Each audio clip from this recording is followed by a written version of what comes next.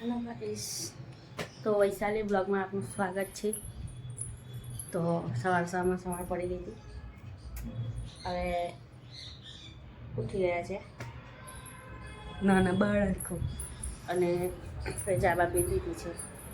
હવે આપણે બધું આમાં અમે કરીશું, બરાબર? હે હાઈટ તો છે.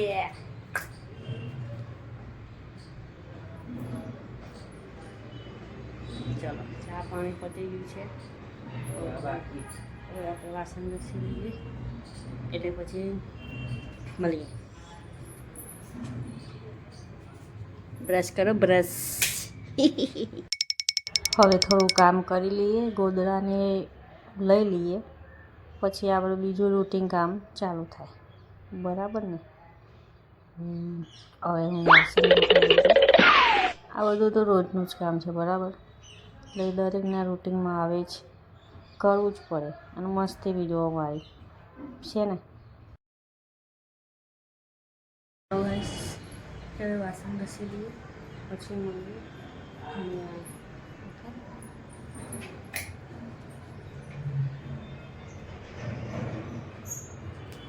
વાસણ ધોયા છે, હવે આપણે કપડાં વાળી લઈએ.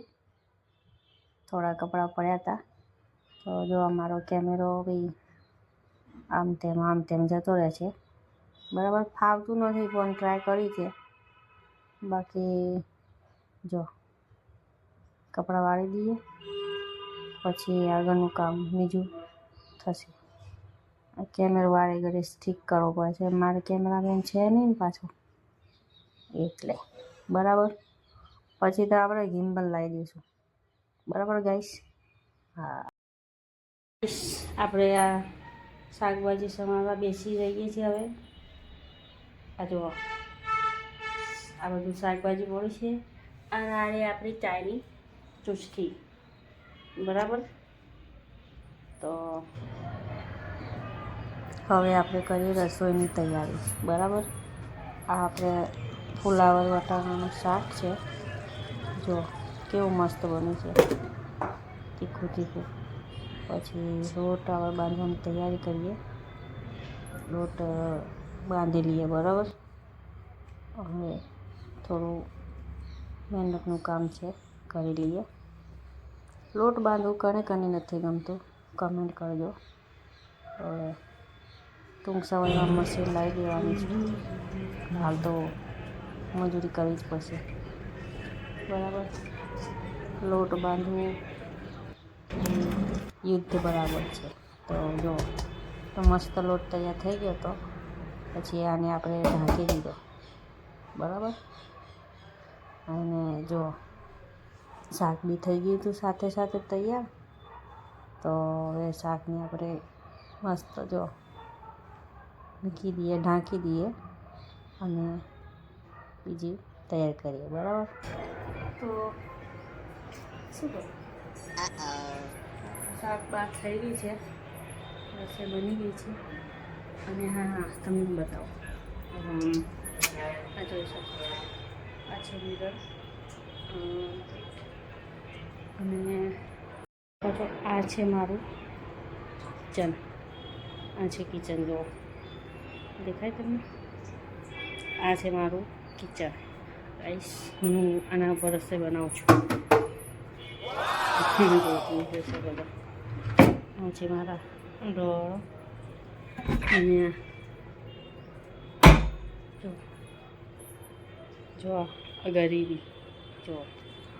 તો હવે કપડાં ધોવાનો ટાઈમ થઈ ગયો છે, તો તમે આ છે કપડાં ધોઈ નાખીએ પછી મળીએ. કપડાં ધોઈને જો તડકો એવો મસ્ત આવે છે. હા ગાઈસ, અને મારો વિડીયો નથી આવ્યો કાલે, એનું કારણ તમને જણાવી દઉં કે આ તમે જો દેખાય તમને આ ઇશ્યુ છે, બરાબર? તો હું વિડીયો અપલોડ નથી કરી શકી કાલે, તો એક એવો મિની બ્લોગ આવી જશે, તો જોજો, બરાબર? બાકી આપણે નવા બ્લોગર છીએ, જેટલું શીખવા મળે એટલું શીખીશું. બાકી લાઈક અને સપોર્ટ કરતા રહેજો, મજા આવશે. તો જો આપણે હવે રોટલી કરીએ છીએ, કેમ કે ખાવાનો ટાઈમ થઈ ગયો હતો. તો જો આપણે એવી મસ્ત મસ્ત ફુલકા રોટલી બનાવી દીધી છે અને સાઈડમાં થઈ જાય છે, બરાબર. તો મારા વિડીયોને આવા જોવા માટે લાઈક અને સબસ્ક્રાઈબ કરતા રહેજો, મને સપોર્ટ કરજો. હું નવી બ્લોગર છું, તો ટ્રાય કરી રહી છું કંઈ શીખવા માટે, બરાબર. બાકી તો જય માતાજી, જય શ્રી કૃષ્ણ.